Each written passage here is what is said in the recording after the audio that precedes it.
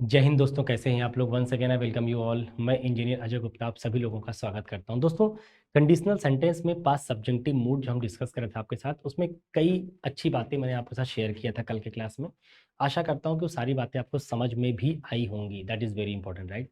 मेरा सिर्फ पढ़ा के चला जाना ये इंपॉर्टेंट नहीं है। इंपॉर्टेंट ये है कि मैं जो लेक्चर देने का प्रयास कर रहा हूँ वो आप उससे कनेक्ट कर पा रहे हो कि नहीं। क्योंकि अगर आप कनेक्ट नहीं कर पा रहे हो तो कहीं ना कहीं मुझे फिर लगेगा कि मेरा टाइम वेस्ट हुआ है। It's a complete wastage of time. But I hope कि आप मुझे ऐसा फील नहीं कराएंगे। चीज़ों को समझेंगे, कनेक्ट होंगे और आपको बेहतर फील होगा। अगर आप पढ़ेंगे ढंग से आपको लगेगा सर वास्तव में इंग्लिश को लॉजिकली समझा सीखा जा सकता है, राइट। आइए एक सवाल से शुरू करते हैं बात को और आगे लेके चलते हैं। मैंने एक सेंटेंस लिखा आपके लिए। If I have if I have wings I will fly in the sky. ये स्टेटमेंट है। If I have wings I will fly in the sky. ये स्टेटमेंट है डियर। और इस स्टेटमेंट को पढ़कर आपको बताना है कि इस सेंटेंस में क्या कोई गलत बात लिखी गई है, क्या कहीं पे कोई चीज़ें मिसिंग है। अगर मिसिंग है तो क्या मिसिंग है। 10 सेकेंड की विंडो दे रहा हूँ, फटाफट आप आंसर करिए। चलिए, आई होप आप समझ गए होंगे। मैं आंसर करता हूँ। देखो लिखा है if I have wings I will fly in the sky. एक बात समझिए, हम जब इफ क्लॉज को प्रेजेंट में लिखते हैं और मेन क्लॉज को फ्यूचर में लिखते हैं, ऐसा तब होता है जब दो सेंटेंस फ्यूचर में होते हैं। Both sentences are in future. जब दोनों सेंटेंस फ्यूचर में होते हैं भैया, तो क्या होता है कि इफ क्लॉज को प्रेजेंट मेंटेन करते हैं और मेन क्लॉज को फ्यूचर मेंटेन करते हैं। सेंस निकालते हैं प्रेजेंट फ्यूचर में, बट लिखते एक को प्रेजेंट में एक को फ्यूचर में। ये बात ऑलरेडी हो चुकी है हम जब कंडीशनल सेंटेंस डिस्कस कर रहे थे कि जब when two sentences are in conditional part in future तो ऐसा करना पड़ता। देखो लिखा है इफ क्लॉज लिखी गई है प्रेजेंट में और मेन क्लॉज लिखी गई है फ्यूचर में, तो हमें ही समझना पड़ेगा कि इसकी मीनिंग कहाँ आएगी, फ्यूचर में। इसकी मीनिंग तो फ्यूचर में वैसे भी आएगी, तो मीनिंग क्या निकालोगे। यदि मेरे पास विंग्स होंगे, फ्यूचर में निकालेंगे। यदि मेरे पास विंग्स होंगे I will fly in the sky, और मैं आकाश में उड़ जाऊंगा। तुम बताओ, क्या जो इंसान ये बात कह रहा होगा यदि मेरे पास विंग्स होंगे, तो चलो आज तो नहीं है तभी ऐसा कह रहा है, लेकिन आगे होने की संभावना इसलिए ऐसा कह रहा है। तो क्या कभी आगे ऐसी कोई पॉसिबिलिटी बन सकती है जब आप ये बोलें कि सर यदि मेरे पास विंग्स होंगे तो I will fly in the sky. क्या ऐसा हो सकता है कि आज आपके पास पर नहीं है तो आगे आपके पास पर आ जाएंगे? नहीं, आपके पास पर तो नहीं आने वाले, क्योंकि इंसान इंसान रहेगा, चिड़िया चिड़िया रहेगी। वो बर्ड्स की फीचर्स हैं, आपके फीचर्स नहीं है। इंसानी बॉडी की फीचर्स में पर नहीं आते, विंग्स नहीं आते। इसका मतलब है कि ये एक कपोल कल्पना है। कपोल कल्पना का मतलब ऐसी कल्पना जो कभी सत्य नहीं हो सकती, and that is known as improbable. Improbable improbable event ऐसी इवेंट होती है जो आगे कभी सत्य नहीं हो सकती, ना पहले कभी सत्य थी। इसका मतलब आज अगर विंग्स नहीं है तो आगे भी इस आदमी के पास विंग्स नहीं होंगे। लेकिन हम जिस तरह से लिख रहे हैं विल लगाकर, विल का मतलब होता है हाई प्रोबेबिलिटी। ये बात आपको पता है कि नहीं पता, ये बात कई बार बोला हूं मैं कि बेटा हम जब विल या शैल यूज करते हैं, विल शैल, तो विल शैल क्या दिखाता है, प्रोबेबिलिटी दिखाता है। वो भी कैसी, हाई प्रोबेबिलिटी। हाई प्रोबेबिलिटी दिखाता है। विल शैल हमेशा हाई प्रोबेबिलिटी दिखाता है, मतलब कि किसी काम के होने की जो प्रोबेबिलिटी है बहुत ज़्यादा है, ऐसा ऐसा दिखाता है विल शैल। इसका मतलब आकाश में उड़ने की प्रोबेबिलिटी बहुत ज़्यादा हुई, तो इसका मतलब इसके विंग्स आने की उम्मीद भी बहुत ज़्यादा है, जबकि ऐसा कुछ भी नहीं है। न उस आदमी के पास विंग्स आने वाले हैं और न वो आदमी आकाश में उड़ने वाला है। इसका मतलब कि ये बात कोरी कल्पना है, इसका कोई वास्तविकता से संबंध नहीं है। तो बेटा फिर इसको बनाना पड़ेगा इमेजिनेशन में, ये कल्पना हुई, न कि रियलिटी का पार्ट है। अगर कल्पना है तो कल्पना आपने कहा था बेटा कि अगर पास्ट की इमेजिनेशन निकले तो पास्ट के परफेक्ट में लिख लो। बोलो हाँ। अगर प्रेजेंट की कल्पना हुई तो फिर आप इसको पास्ट के इनडेफिनिट में लिख लो। ऐसा पास्ट की कल्पना होगी तो पास्ट के परफेक्ट में, प्रेजेंट की कल्पना होगी तो पास्ट के इनडेफिनिट। अब ये कल्पना कब की मानी जाएगी? क्योंकि बात फ्यूचर की है तो फ्यूचर या प्रेजेंट या फ्यूचर दोनों बातें एक ही होती हैं बेटा। अगर कोई कल्पना प्रेजेंट या फ्यूचर की है तो उसको पास्ट के इनडेफिनिट में लिखेंगे। इसको लिखेंगे पास्ट के इनडेफिनिट में, तो क्या हो जाएगा? If I had wings. अब हमको पता है कि अगर हमने इफ क्लॉज को पास्ट के इनडेफिनिट में लिखा है तो इसका मतलब कल्पना प्रेजेंट या फ्यूचर की है। तो जो इसके साथ जो हम रिजल्ट क्लॉज लिखेंगे, रिजल्ट क्लॉज का मतलब मेन क्लॉज, वो कैसे लिखेंगे बेटा? वो लिखते हैं, सिखाया था अभी कल ही आपको, वुड के आगे वर्ब की फर्स्ट फॉर्म। बोलिए हाँ। तो लिखना पड़ेगा I would fly in the sky. I would fly in the sky. तो अभी सेंटेंस सही हो पाया, इसको सही करके ऐसे लिखना पड़ेगा, if I had wings I would fly in the sky. इस बात का पूरा ख्याल रखिए। अच्छा, एक बात मैं आपसे जानना चाहता हूँ, मान लो सेंटेंस को मैं ऐसे एरर के तौर पर दिया होता एग्जामिनर कि if I have money I would buy this car, एक सेंटेंस। और इसी के साथ हमने एक सेंटेंस और दिया आपको कि if I have wings comma I would fly in the sky. If I have wings, I would fly in the sky, and if I have money, I would buy this car. ये दो statement है, दो statement है। इन दोनों statement की कहानी आपको बतानी है कि ये सेंटेंस सही है गलत। 10 सेकंड का आपको वक्त दे रहा हूं, आप एक बार खुद समझ लें, पढ़ें। पढ़ लिया भाई? आई होप कि बात समझ में आपको आ रही हो। देखिए, कह रहा है कि if I have money I would by this car. देखिए अगेन, देखिए इफ क्लॉज कहाँ लिखा है? प्रेजेंट में लिखा है, जबकि मैंने कुछ देर पर समझाया था अभी आपको कि अगर इफ क्लॉज प्रेजेंट में लिखा है और मेन क्लॉज को कहाँ लिखना पड़ेगा? फ्यूचर में। क्योंकि ये बात किसकी हो गई फिर? कंडीशनल की, फ्यूचर वाली। तो दोनों मीनिंग कहाँ आएगी? फ्यूचर में आएगी। अगर आप ये कह रहे हैं कि if I have money I would buy this car, जिसकी मीनिंग कहाँ आएगी? फ्यूचर। मीनिंग क्या निकलेगी? यदि मेरे पास पैसा होगा, होगा फ्यूचर में, यदि मेरे पास पैसा होगा then I would buy this car, मैं इस गाड़ी को खरीद लूंगा। इफ आई हैव मनी, मेरे पास पैसा होगा तो आई वुड बाई दिस कार, मैं इस गाड़ी को खरीद लूंगा। ऐसा हो सकता है कि जो बंदा ये बात बोल रहा है कि उसके पास आज पैसा ना हो, लेकिन आगे नहीं होगा, ऐसी कोई गारंटी नहीं है। आगे होने के पूरे चांस है। पर जिस आदमी के पास पैसा आज नहीं है बट आगे तो उम्मीद है, वो मेहनत करेगा तो पैसा कमा सकता है। इसका मतलब जिसके पास पैसा आज नहीं है कल हो सकता है, ये प्रोबेबल केस है, इम्प्रोबेबल नहीं है। तो हमको पता है कि अगर ये सेंटेंस प्रेजेंट में लिखे हो तो मेन सेंटेंस क्या होना चाहिए? फ्यूचर में। तो फ्यूचर में हमको पता है कि जो वुड होता है, ये बात अगर पता है ठीक बना जानो, वुड भी दिखाता है प्रोबेबिलिटी, लेकिन वुड जो प्रोबेबिलिटी दिखाता है वो कैसे दिखाता है बेटा? लो प्रोबेबिलिटी दिखाता है। और जो विल शैल होता है वो हाई दिखाता है। अगर आज पैसा नहीं तो वो कह रहा है कि जब भी पैसा होगा, इसका मतलब पैसा आगे होने के पूरे चांस हैं, तो फिर उससे गाड़ी खरीदने के भी पूरे चांस हैं। इसका मतलब है कि हमको हाई प्रोबेबिलिटी दिखानी पड़ेगी, तो वुड हटाना पड़ेगा। इसीलिए हम यहाँ क्या लगाते हैं? विल लगाते हैं।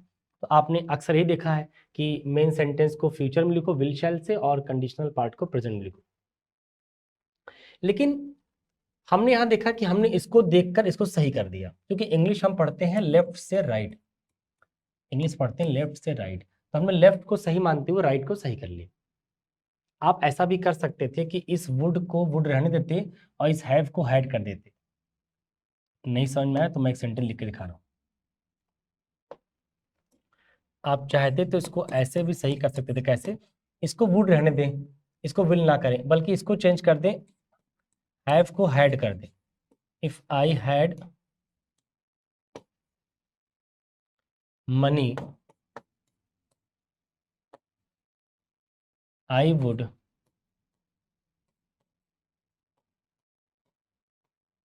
By this car.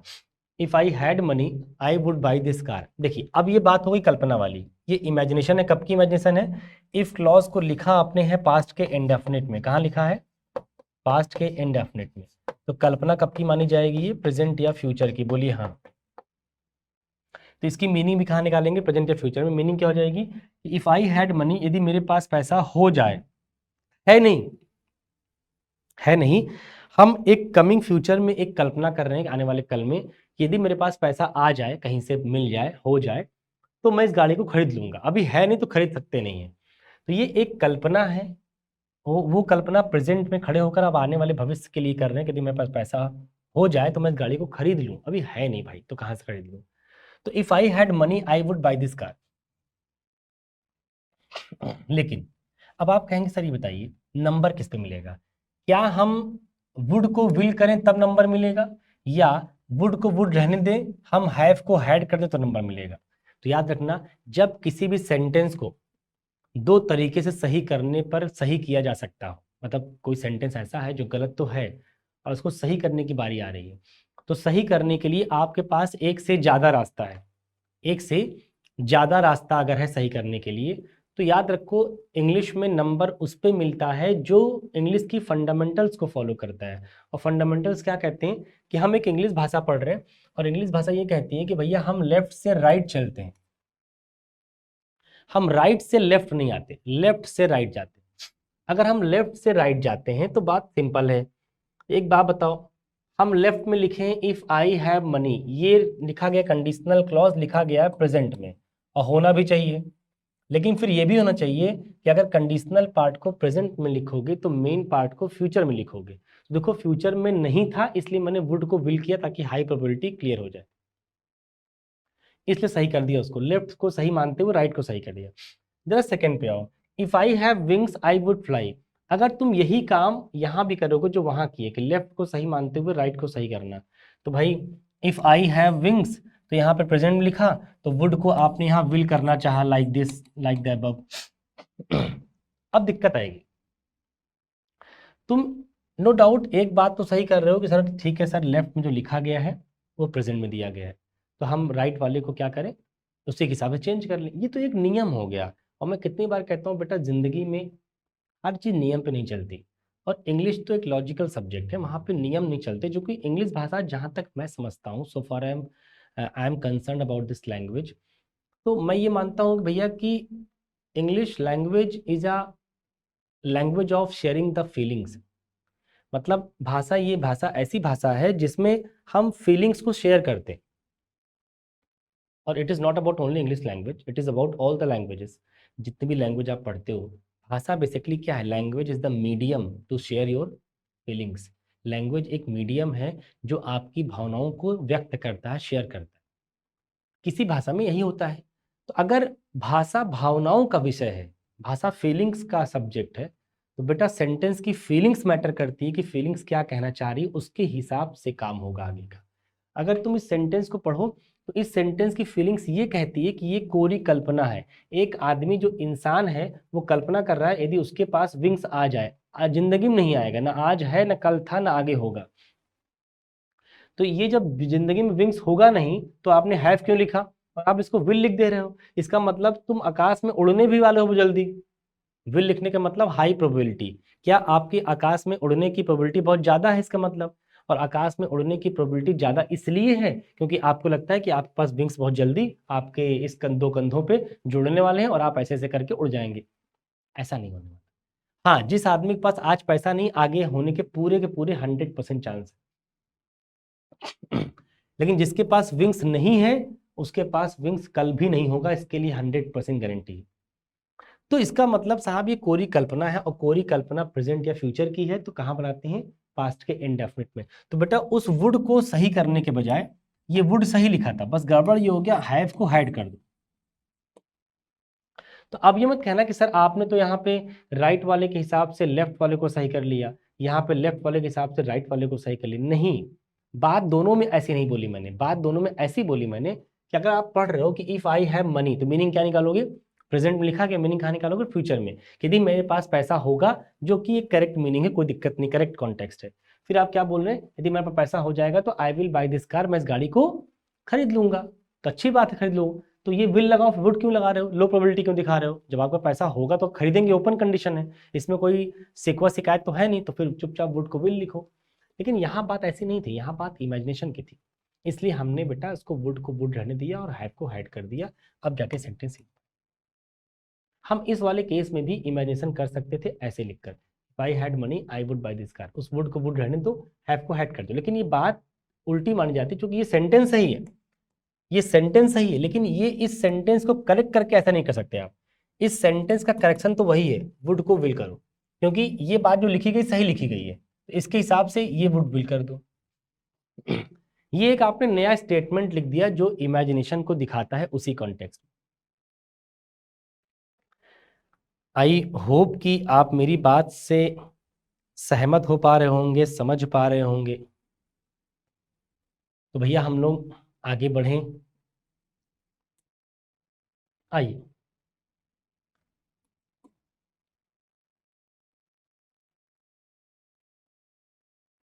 देखो मैंने कहा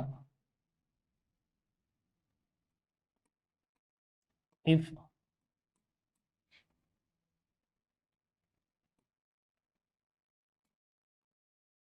I had been you, if I had been you,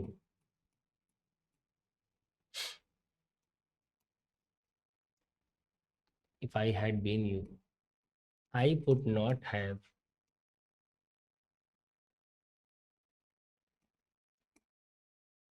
done so. ये एक स्टेटमेंट है ना, you have to make it correct, you have to make it correct. एक बार आप पढ़ें सेंटेंस को, दिल से पढ़ें और सीखने का प्रयास करें कि क्या हम इस सेंटेंस को सही कर सकते हैं। चलिए, तो सेंटेंस है if I had been you I would not have done so. देखो हमने कहा था बेटा कि पास्ट की इमेजिनेशन को, पास्ट की इमेजिनेशन को हम पास्ट के परफेक्ट में बनाएंगे, बोलिए हाँ। पास्ट की इमेजिनेशन को पास्ट के परफेक्ट में बनाएंगे, लेकिन ध्यान रखना पास्ट के परफेक्ट में तभी बनेगा जब वो इवेंट कैसी होगी, प्रोबेबल होगी। प्रोबेबल होगी मतलब वो इवेंट पास्ट के परफेक्ट में तभी जाएगी जब वो इवेंट ऐसी हो जिसके होने के चांस भविष्य में ओपन हो सकता हो सही। लेकिन अगर लगे कि वो इवेंट भले पास्ट की है, हम पास्ट का परफेक्ट नहीं बना पाएंगे उस केस में जिस केस में इवेंट प्रोबेबल के बजाय इम्प्रोबेबल होगी। अच्छा, हमको पता है कि जैसे आई चिड़िया नहीं बन सकता, जैसे अभी कुछ देर पहले सेंटेंस था ना कि आई के पास विंग्स नहीं आ सकता। अगर आई के पास विंग्स नहीं आ सकता, ये इम्प्रोबेबल इवेंट है, तो भाई क्या आई कभी यू बन जाएगा? जब आई के पास विंग्स नहीं आ सकता, ये बात है इम्प्रोबेबल, तो वैसे ही क्या आई कभी यू बन जाएगा? नहीं बन पाएगा। आई कभी यू नहीं बन सकता, क्योंकि आई आई है, आई रमेश है, यू दिनेश है। अब रमेश का डीएनए अलग है, दिनेश का डीएनए अलग है, आखिर रमेश दिनेश कैसे बन जाएगा भाई? दो अलग अलग आइडेंटिटी हैं। और आपने देखा होगा कि इस धरती पर जितने भी इंसान पैदा हो रहे हैं, ईश्वर के यहाँ ऐसी कौन सी फैक्ट्री है मुझे नहीं पता, क्या चमत्कार है कुदरत का, जितने भी धरती पर लोग हैं ना, आप हर व्यक्ति का थंब लो, थंब थंब इम्प्रेशन हर व्यक्ति का अलग मिलेगा।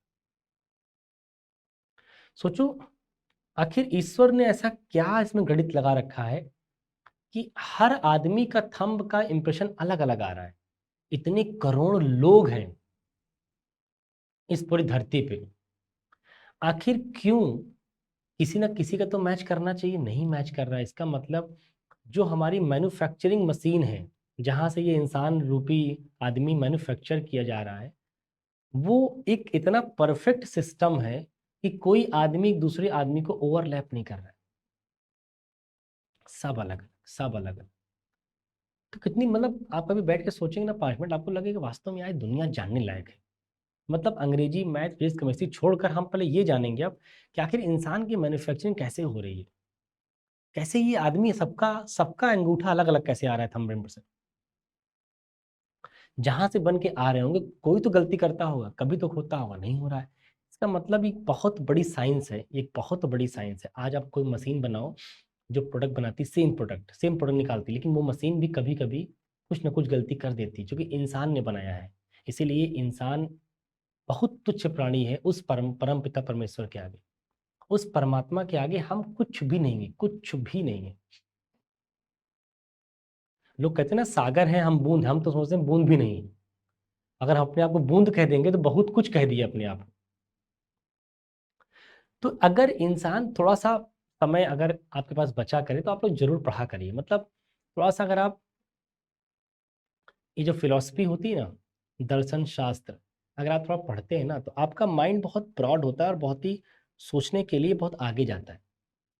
आप बहुत दूर तक सोच पाएंगे, तो अच्छे से पढ़ा करिए। तो ये सब चीज़ें ना बहुत बहुत आपको हल्की लगेंगी फिर, इंग्लिश वगैरह या मैथ्स वगैरह। चलो, मैंने कहा दिनेश और रमेश एक नहीं हो सकते। अगर दिनेश और रमेश कभी एक नहीं हो पाएगा तो ये इवेंट, देखो लिखा कहाँ पे है, हैड के बाद वर्ब की थर्ड फॉर्म। इसका मतलब ये इवेंट कब की मानी जाएगी, पास्ट की। क्यों? क्योंकि पास्ट के परफेक्ट में लिखे हो। अगर पास्ट के परफेक्ट में लिखे हो तो ये इमेजिनेशन कब की मानी जाएगी बेटा, पास्ट की। लेकिन मैंने कहा पास्ट की इमेजिनेशन को पास्ट के परफेक्ट में तब बनाओ जब वो इवेंट प्रोबेबल हो, ना कि इम्प्रोबेबल हो। जबकि हमको पता है कि ये इवेंट तो इम्प्रोबेबल है, इसका मतलब साबित गलत है। तो पास्ट की ऐसी इवेंट जो इम्प्रोबेबल होती है, इम्प्रोबेबल, अगर कोई पास्ट की ऐसी इवेंट है जो इम्प्रोबेबल है तो उसको हम बनाते हैं पास्ट के इंडेफिनिट में अगेन। जबकि पास्ट इंडेफिनिट हम तब भी बनाते हैं जब वो इवेंट प्रेजेंट या फ्यूचर की होती। तो फिर मैंने इसको कहा इफ आई वर यू। देखो पास्ट के इंडेफिनिट में लिखा, भले पास्ट के इंडेफिनिट में है, लेकिन ये इवेंट कब की है, पास्ट की है, ध्यान रखना। बाकी आगे लिखा है आई वुड नॉट हैव डन। तो देखो इसीलिए मैंने रिजल्ट पास्ट का लिखा है, क्योंकि ये बात प्रेजेंट में नहीं है, ये बात पास्ट की है, लिखा इंडेफिनिट में गया है, लेकिन है ये प्रेजेंट की नहीं, पास्ट की बात। तो इसका मीनिंग क्या होगा, यदि मैं तुम रहा होता, जबकि थे नहीं ना, तुम हो सकते हो कभी, भाई दिनेश मुकेश तो नहीं बन सकता ना। तो इसका मतलब कह रहे थे मैं तुम रहा होता तो आई वुड नॉट हैव डन सो, मैं ऐसा ना किया होता। तुमने कोई काम कर दिया, वो गलत निकल गया, लोग बदनामी कर रहे हैं, तो चार बात कर रहे हैं लोग समाज में, तो मैं तुमसे कह रहा हूँ, तो मैं रहा हूँ तुम्हारी जगह पे तो मैं ऐसा ना करता। तो कुल मिला के बात समझ में आ गई होगी भैया कि कैसे इसको करना होता है। आइए थोड़ा सा बात को और आगे ले चलते हैं।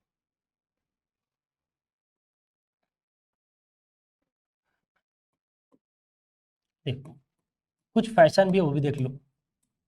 If you had not,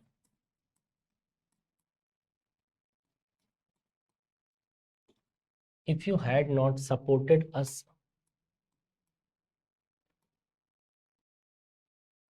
we would not have, if you had not supported us, we would not have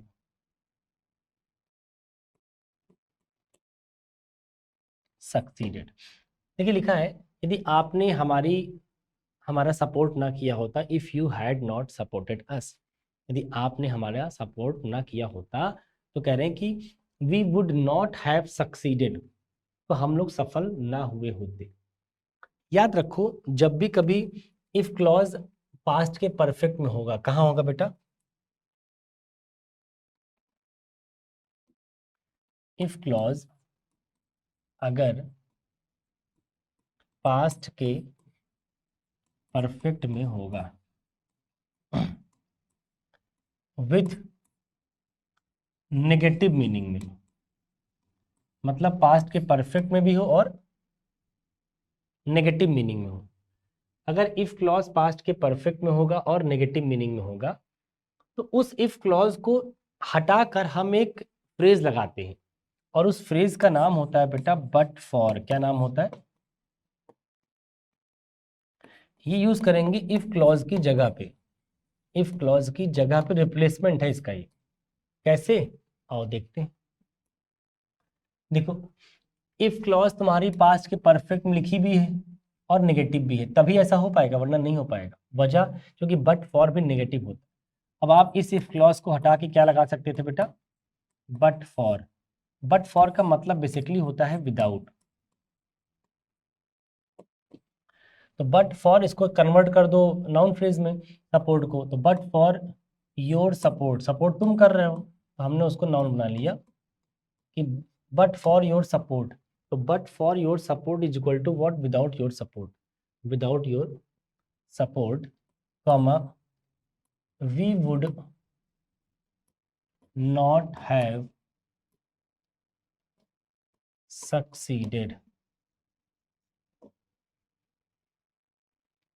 but for your support we would not have succeeded. बिना आपके समर्थन के we would not have succeeded, हम सफल ना हुए होते। तो ध्यान रखना है, बट फॉर का मतलब विदाउट होता है, ध्यान रखिएगा। तो आप इफ क्लॉज की जगह बट फॉर भी कई बार एग्जाम में आपको लिखा मिलेगा, तो परेशान नहीं होना है, लेकिन जानते रहना है कि आखिर इफ क्लॉज की जगह बट फॉर कब आएगा और कब नहीं आएगा। तो मैंने एक लाइन बोला कि बट फॉर तब लगाइएगा जब इफ क्लॉज पास्ट के परफेक्ट में हो। तो सीधा मतलब क्या हो गया कि इमेजिनेशन कब की रही होगी? फिर पास्ट। पास्ट की इमेजिनेशन होगी भैया, तभी तो आप पास्ट के परफेक्ट में लिख पाएंगे, वरना कैसे लिख पाएंगे? है ना? और वो सेंटेंस नेगेटिव भी हो, मतलब नेगेटिव में कल्पना चल रही हो, तभी ऐसा हो पाएगा। क्योंकि बट फॉर एक नेगेटिव मीनिंग कन्वे करता है, क्योंकि विदाउट का रिप्लेसमेंट है, और विदाउट एक नेगेटिव वर्ड हो गया ना भाई, उसके बिना।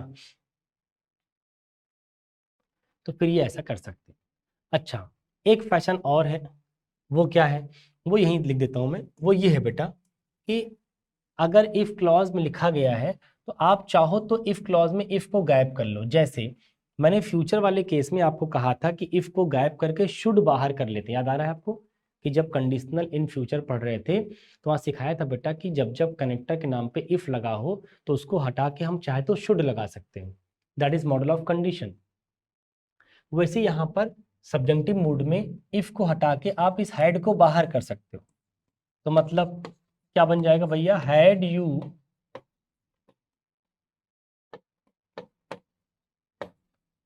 not supported us, we would not have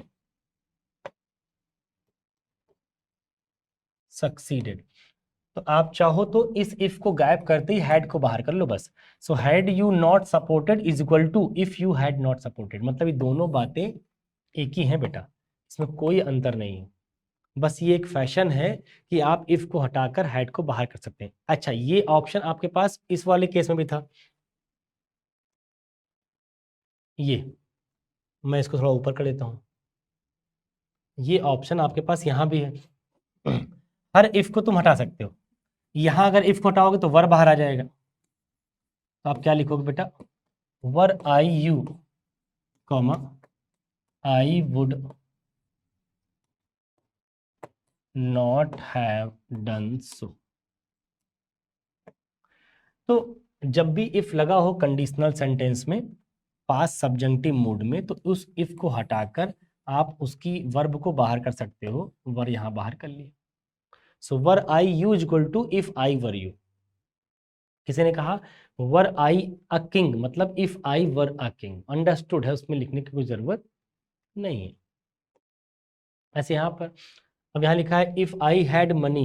if I had money, तो यहाँ से हैड बाहर मत करने लग जाइएगा, क्योंकि हैड बाहर कर लेंगे तो हैड ये वर्ब है, हम हेल्पिंग वर्ब को बाहर करते हैं, हेल्पिंग वर्ब को बाहर, ठीक है ना? तो ध्यान रखिएगा इस बात का।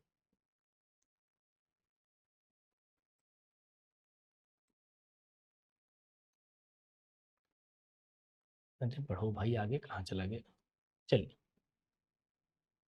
एक सेंटेंस देखिए जरा भैया। देखिए, एक वर्ड होता है बेटा काश। काश वर्ड की अपनी कई सारी इंग्लिश होती है, ओ दैट, वुड दैट, अलग अलग सेंटेंस की होती है। Oh that, would that, if only, if, I wish. तो काश की ये इंग्लिश होती है। अगर काश शब्द की इंग्लिश है, हमको पता है काश शब्द अकेले तो आएगा नहीं, इसके साथ और क्या आएगा भैया, एक सेंटेंस आएगा। इस काश वर्ड के बाद एक सेंटेंस आएगा, हमें जानना है कि वो सेंटेंस कहाँ लिखा जाएगा। अब काश वर्ड के बाद लिखा गया सेंटेंस, याद रखिएगा बेटा, इन जनरल लोगों को ये लगता है कि सर काश वर्ड के बाद लिखा गया स्टेटमेंट हमेशा इमेजिनेशन देगा। ऐसा बिल्कुल नहीं है। ये आपको लगेगा बिल्कुल सही लग रहा है, लेकिन ऐसा है नहीं, पूरी बात नहीं है वो। आप मन में सोचेंगे भी, हाँ सर मैं सोच भी तो यही पा रहा हूँ कि काश ऐसा होता, काश ऐसा हो जाए, है तो कल्पना ही नहीं। सारी बातें कल्पना की नहीं होती काश वर्ड के बाद। ये किताबों में नहीं मिलेगा आपको, थोड़ा सा डिटेल जाना पड़ेगा आपको कई बुक्स के अंदर। याद रखो सेंटेंस में एक तो हो सकता है कि प्योर इमेजिनेशन हो जो आपको लग रहा है, और एक हो सकता है बेटा कि इमेजिनेशन के साथ साथ हम कुछ रियलिटी का भी पार्ट रखें, कि उस सेंटेंस में एक तो इमेजिनेशन हो और एक इमेजिनेशन के साथ साथ कुछ रियलिटी का भी पार्ट हो। आ जाओ आगे, कैसे संभव है देखो। मैंने आपसे कहा कि काश यह लड़का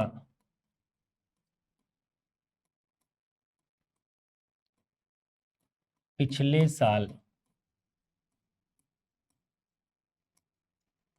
सेलेक्ट हो गया होता। अच्छा, ये कल्पना है, ये तो प्योर कल्पना है कि काश ये लड़का पिछले साल सेलेक्ट हो गया होता। इसका मतलब हुआ नहीं, तभी हम कल्पना कर रहे हैं। अच्छा, कल्पना कब की है? पास्ट की। और आपको पता है कि पास्ट की कल्पना को हम कहाँ लिखते हैं? पास्ट के परफेक्ट में। लेकिन पास्ट के परफेक्ट लिखने के लिए एक बात जरूर चेक करते हैं कि वो बात फ्यूचर में सही हो सकती है क्या, मतलब वो बात प्रोबेबल होनी चाहिए। अगर आज सही नहीं है तो आगे सही होने के उसके चांस हो, ऐसा ना हो कि चांस से ना हो सही होने के।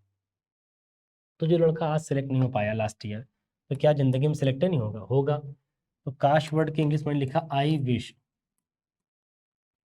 यह लड़का मतलब this boy, I wish this boy.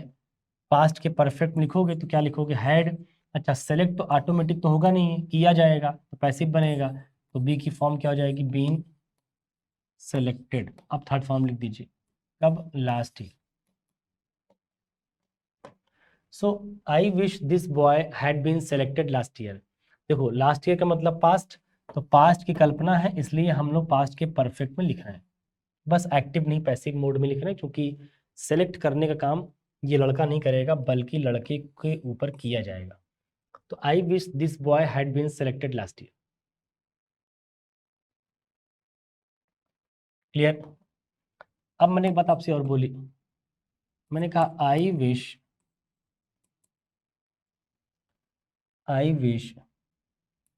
That I know that, that बोल के हटाई लोग को, मतलब I wish I know that माई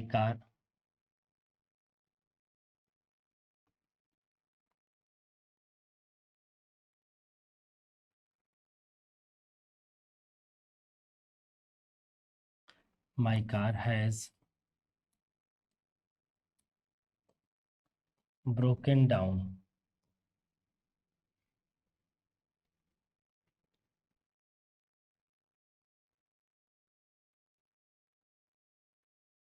देखिए, अभी सेंटेंस लिखा गया है, ये सेंटेंस पढ़ के आप ये सोचिए कि क्या कहना चाह रहा है। ये कहना चाह रहा है कि भाई साहब काश मान लो आपने कुछ करना था, कहीं जाना था आपको, और आप कुछ काम कर रहे थे ऑफिस में, आप फटाफट काम खत्म किए, काम खत्म करके फटाक से अपनी चाबी लिया गाड़ी की, कार की, और निकले वहाँ ऑफिस से कि हमको कहीं निकलना है। जब आप अपनी गाड़ी के पास पहुँचे तो गाड़ी आपकी स्टार्ट नहीं हो रही थी, गाड़ी में कुछ खराबी आ गई थी और आपको अर्जेंट कहीं पहुँचना था, लेट ऑलरेडी हो चुका था। तो मन में अब गुस्सा भी आएगा, झंझलाहट भी आएगा कि यार क्या बताऊँ, मुझे पता ही नहीं था गाड़ी मेरी खराब है, अब मुझे कहीं निकलना है। अब ऐन टाइम पे ये गाड़ी खराब हो गई। तो आपने मन में कल्पना किया, क्या किया? काश मुझे पता होता कि मेरी गाड़ी खराब हो गई है। काश मुझे पता होता कि मेरी गाड़ी खराब हो गई है। काश पता होता, बट पता था नहीं आपको पहले से।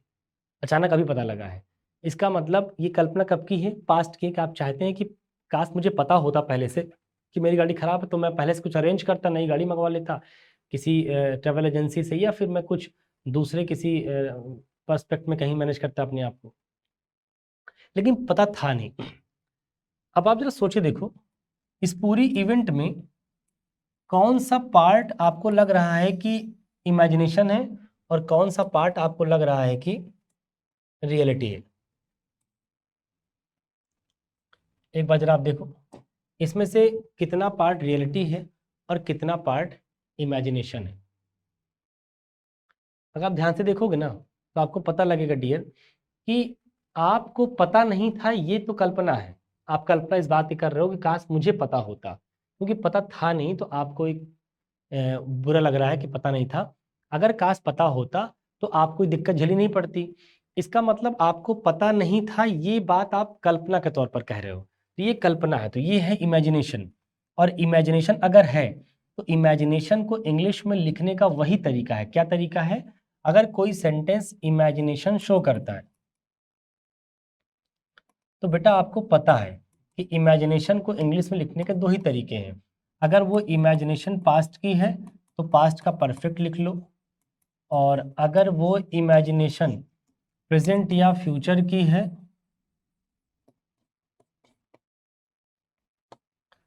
तो फिर आप पास्ट के इनडेफिनिट में लिख लो।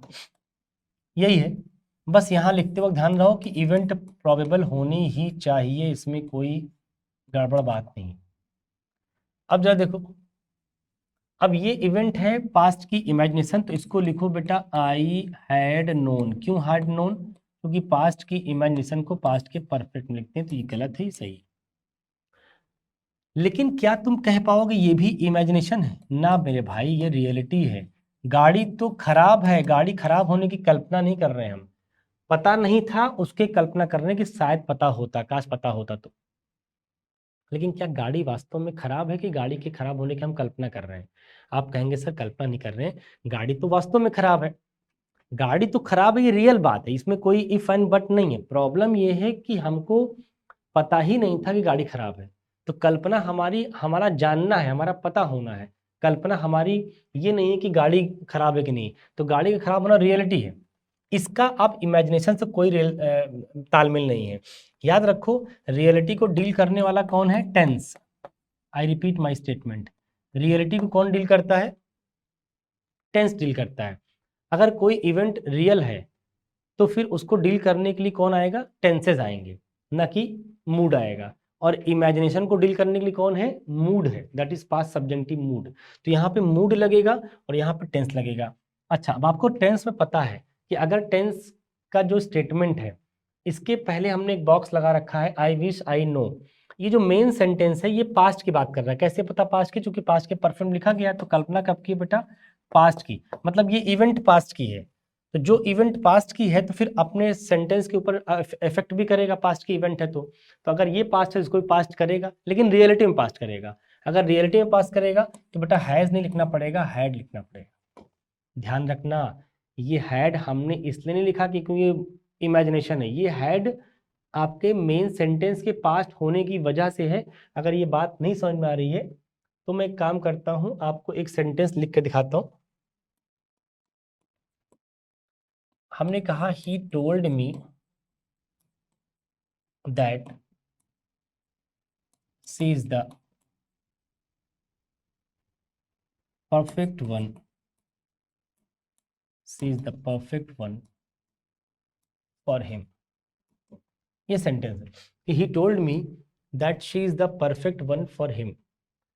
कह रहा है कि ये लड़का है ना, ये लड़के ने मुझे क्या किया, बताया। अच्छा, टोल्ड लिखने का मतलब सेकंड फॉर्म, ये टेंस है। बताया ये कल्पना नहीं, हकीकत, रियलिटी, बताया।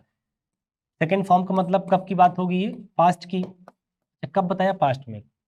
पास्ट में किसी टाइम पे इस आदमी ने इस आदमी को बताया। अच्छा, क्या बता दिया, बता यही दिया कि भैया ये लड़की है जिसको आप लोग देख कर आए हैं शादी के लिए, एकदम परफेक्ट है उसके लिए, कोई दिक्कत वाली बात नहीं। इसका मतलब है कि इसके द्वारा जो मुझे बताया गया, ये क्या है, बताई गई बात। जब बताया इसने पास्ट में, जब इस आदमी ने इस आदमी को बताया है पास्ट में, तो बताई गई बात भी तो बता दिया होगा पास्ट में ही, कि रुक गया होगा, रुक तो नहीं गया होगा, उसी वक्त बता भी दिया होगा। तो कब बताया होगा, पास्ट में। क्या बताया होगा, यही। तो बताई गई बात भी तो पास्ट में जाएगी। तो अगर पास्ट में जाएगी भैया, तो इसको पास्ट में लिखना भी तो पड़ेगा। तो पास्ट में लिखने के लिए इज होगा या वॉज होगा, तो आप कहेंगे सर वॉज होगा। इसीलिए हमने वहां वाले केस में भी इसको पास्ट करना चाहा, क्योंकि मेन सेंटेंस जब पास्ट में है तो उस बात को भी पास्ट में लिखना पड़ेगा। तो यहाँ पे चूंकि मेन सेंटेंस पास्ट में था, कैसे पता लगा, क्योंकि वो कह रहा है कि भाई साहब मैं गाड़ी के पास गया स्टार्ट करने, गाड़ी स्टार्ट ही नहीं हो रही। अब मैंने अपने आप में गेस किया, काश मुझे पता होता कि मेरी गाड़ी खराब है। इसका मतलब पता था नहीं कि है नहीं, था नहीं, आपको पता ही नहीं था, वरना आप पहले से कोई गाड़ी अरेंज करके रखते। इसका मतलब ये बात पास्ट की है, इसलिए इसको भी पास्ट कर दो। और हैज का पास्ट हैड होता है। ये अभी भी हैड लिखने के बाद भी क्या है, ये रियलिटी है, ये कल्पना का पार्ट नहीं है। तो मैंने आपसे यही कहा था कि आम जनता को यही लगता है कि हम जब भी कभी कास्ट वर्ड यूज करते हैं तो कास्ट वर्ड के बाद सेंटेंस जो आता है वो हमेशा इमेजिनेशन का होता है। ऐसा बिल्कुल नहीं है, ऐसा बिल्कुल नहीं है। वो इमेजिनेशन के साथ साथ वो रियलिटी भी ऐड ऑन हो सकती है। हाँ, ये बात तय है कि पूरी बात रियलिटी नहीं हो सकती, क्योंकि काश का मतलब कल्पना ही होता है। तो हम पूरी बात रियलिटी नहीं लिख सकते, उसमें से कुछ बात तो रियलिटी हो सकती है, बट बाकी का बात इमेजिनेशन का पार्ट। तो आई होप कि आज का लेक्चर आपको समझ में आ गया होगा, कि जो हमने समझाने का प्रयास किया कि कैसे सेंटेंस में ट्विस्ट लाते हैं। अब इसके अंदर दो तीन बातें और हैं। ऑलमोस्ट ये कल चैप्टर फिनिश कर लेंगे हम लोग, तो हम लोग नेक्स्ट चैप्टर की तरफ मूव ऑन करेंगे। ठीक है भैया, जाके कंडीशनल को ढंग से पढ़िए। इट्स वेरी इंपॉर्टेंट चैप्टर, आपके एग्जाम पॉइंट ऑफ व्यू से बहुत जरूरी है। अगर आप इसको ढंग से नहीं समझेंगे, इसके 2 सवाल आपको मिलेंगे एग्जाम में, वो दोनों सवाल आप नहीं कर पाएंगे, फिर करके भी आएंगे तो वही तुक्का मारेंगे, हो सकता है सही हो जाए, हो सकता है गलत भी हो जाए। तो बेहतर यही है कि आप ये करिए कि आप जब लगा के आइए तो सही ही होना चाहिए, गलत होने का कोई चांस होना ही नहीं चाहिए, राइट। बस प्रैक्टिस की जरूरत है, थोड़ी प्रैक्टिस करिए, ऑटोमेटिकली चीज़ें आने लग जाएंगे। थैंक यू सो मच, मिलते हैं नेक्स्ट क्लास में।